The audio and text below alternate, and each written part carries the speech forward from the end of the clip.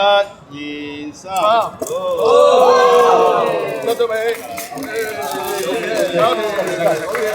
好，俾個紅紙俾你嚇。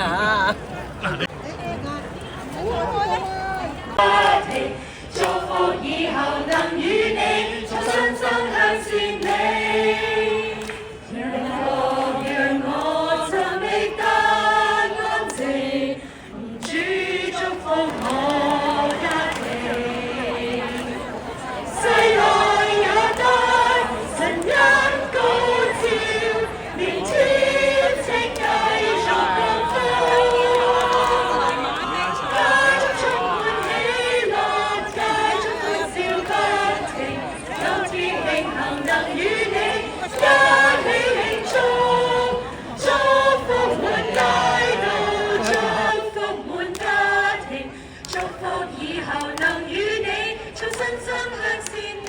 要筵席，使我啲杯爵滿溢，在我一生歲月裏，幸福與慈愛咧常隨不離。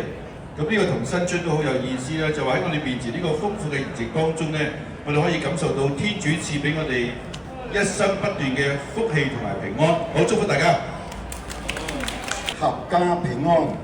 至於我和我的家族，我一定要侍奉上主。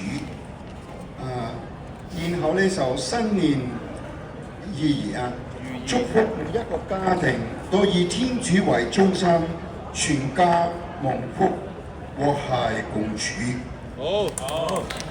二人像棕櫚樹一樣茂盛，像黎巴嫩的香柏一樣挺拔。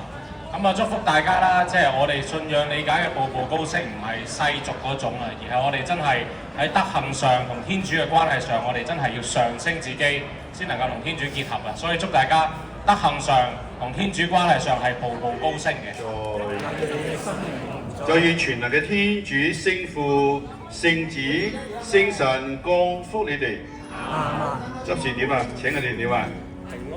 請你哋大家平安回去，繼續開開心心度過今年嘅馬年，好唔好？